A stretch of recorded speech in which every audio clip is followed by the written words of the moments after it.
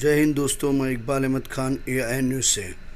वंचित बहुजन आघाड़ी 5% मुस्लिम आरक्षण के लिए प्रदर्शन करने जा रहे कार्यकर्ताओं को पुलिस ने हिरासत में लिया। आज यहाँ पर वंचित बहुजन आघाड़ी के सर्वेसर्वा आदरणीय प्रकाश तथा बाला साहब अम्बेडकर इनके आदेश के मुताबिक वंचित बहुजन आघाड़ी ने मुंबई भर आज यहाँ पर जन आंदोलन तो किया, लेकिन महाराष्ट्र विधानसभा के अधिवेशन के पहले ही दिन पे माननीय बाला साहब अम्बेडकर ने मुस्लिमों को 5% आरक्षण मिलना चाहिए, इस मुद्दे पर आज के इस मोर्चे का आयोजन किया गया था। लेकिन महाराष्ट्र सरकार की दादागिरी तो देखो कि जो लोग हमारे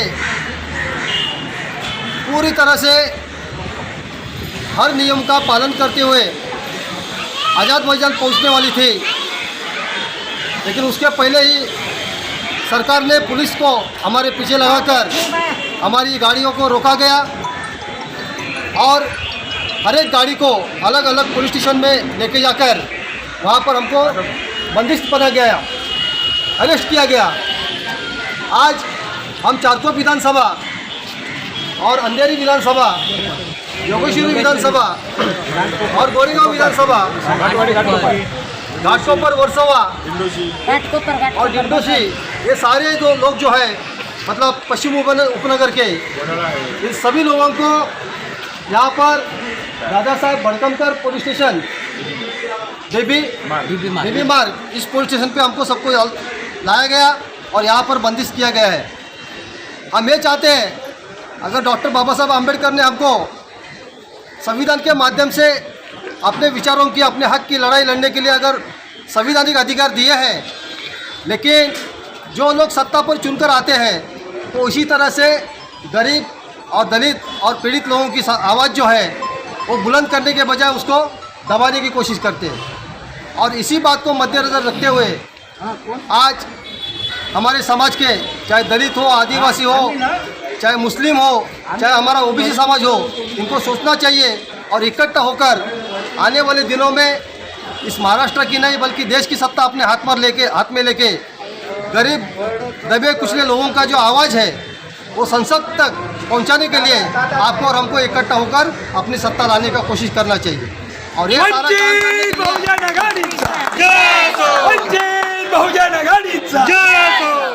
और ये इस काम के लिए बाबा साहब के पोते और वंचित बहुजन आघाड़ी के सर्वेसर्वा आदरणीय बाला साहब अम्बेडकर ने आज सारे वंचित बहुजन घटक को, सारे समाज को इकट्ठा करके वंचितों का आवाज़ बुलंद करने के लिए वो आपका और हमारा नेतृत्व कर रहे हैं। तो आपका और हमारा फर्ज ये बनता है कि उनके हाथ मजबूत करने के लिए आप सभी को उनके साथ में आना पड़ेगा। आज ये जो हम लोग मुस्लिमों का आरक्षण मांग रहे हैं, ये किसी भी पार्टी ने आज तक मांगा नहीं है। 70 साल मुस्लिम को इस्तेमाल करने वाली कांग्रेस पार्टी ने भी उनके साथ में धोखाधड़ी की है, उनका पूरी तरह से भ्रम निराश कर दिया है। लेकिन आज बाला साहब अम्बेडकर ने उस मुद्दे को लेकर आज विधान भवन तक हम लोग पहुँचे। आने वाले दिनों में अगर ये सरकार हमारा बात नहीं मानती है तो हम संसद भवन तक भी पहुंचने का यहाँ पर ठान लेते हैं और उसी तरह से ये काम करेंगे। और मुस्लिम समाज भले आज किसी भी तरह से उनको कुछ भी होता है तो मुस्लिम समाज को टारगेट किया जाता है। क्यों भाई? आतंकवादी क्या मुस्लिम समाज में ही होता है? आतंकवादी का कोई जात नहीं होता है, उसका कोई जमात नहीं होता है, लेकिन हर हमेशा मुस्लिम समाज को जो टारगेट किया जाता है ये गलत बात है। और उस बात को रोकने के लिए उनके खिलाफ ऐसा कोई अगर ब्लेम करता है तो उसके लिए ठोस कानून बनना चाहिए। उसके लिए भी बाला साहब ने आवाज़ उठाया है। तो मैं चाहता हूँ आज मुस्लिम समाज भी उस तरफ ध्यान दे और बाला साहब के साथ में कंधे से कंधा मिलाकर मुस्लिम समाज को भी काम करना चाहिए। आज मुस्लिम समाज के लिए हम लोग आवाज़ नहीं उठाते, बल्कि OBC समाज के लिए भी हम लोग आवाज़ उठा रहे हैं। मराठा समाज के लिए भी हम लोग आवाज़ उठा रहे हैं। आज मराठा समाज का जो आरक्षण यहाँ पर जो ऐसा ही पड़ा है, उसके लिए बाला साहब अम्बेडकर आदरणीय हमारे छत्रपति संभाजी महाराज के साथ में मिलकर वो भी मराठा आरक्षण के लिए भी हम लोग कोशिश कर रहे हैं। तो हम लोग ऐसा नहीं कि सिर्फ मुस्लिम के लिए आरक्षण मांग रहे हैं, हम मुस्लिम के साथ में ओबीसी के लिए आरक्षण मांग रहे हैं। हम दलित के लिए तो आरक्षण है ही है, लेकिन वो दलित का आरक्षण भी आज केंद्र सरकार वो यहाँ से हटाने की कोशिश में है। आज हमारी पदोन्नति जो है, आज पुलिस में भी कितने भाई लोग हमारे हैं, उनकी भी पदोन्नति यहाँ पर रुकी गई है। तो इस तरह से जो जातिवादी ये सरकार है, केंद्र से लेकर राज्य तक, इस सरकार को अगर हमको भगाना है तो उसके लिए दलित, शोषित, वंचित, बहुजन, मुस्लिम सभी को हमको एक साथ आकर ये लड़ाई लड़ना है। और इस तरह से हमारे साथ में जो जोर ज़बरदस्ती होती है, अगर हम आवाज़ उठाने जाते हैं तो हमारे बीच रास्ते से हमको उठाया जाता है। हमारे माता भगिनियों को मतलब पूरे चाहे वो कितना धूप हो, चाहे कुछ भी हो, वहाँ पर लाके उनको खड़ा किया जाता है। अभी हमने देखा है गाड़ी में से हमारे कुछ तालुका के हमारे कार्यकर्ताओं को लाया, जैसा भेड़ बकरी लाते हैं वैसा भर के लाया। तो वहाँ पर सोशल डिस्टेंसिंग का कोई सवाल आता नहीं क्या?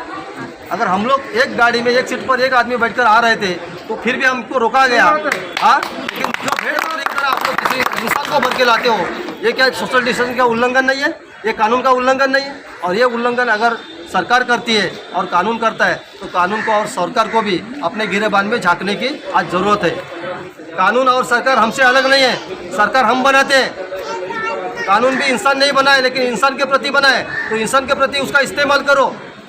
हुक्मशाही चला रही है, उसका भेड़ बकरी की तरह उसका इस्तेमाल मत करो। ये इंसान है, इंसानों के साथ में इंसान की तरह पेश आओ, यही हमारा कहना है। और हर इंसान को उसका जो हक है वो मिलना चाहिए। इसके लिए वंचित बहुजन आघाड़ी आज मैदान में उतरी है और आदरणीय बाला साहब आम्बेडकर ने जो आवाज़ उठाया, उनका आवाज़ हम लोग दिल्ली तक बुलंद करेंगे, यही कहता हूँ। जय भीम, जय महाराष्ट्र। वंचित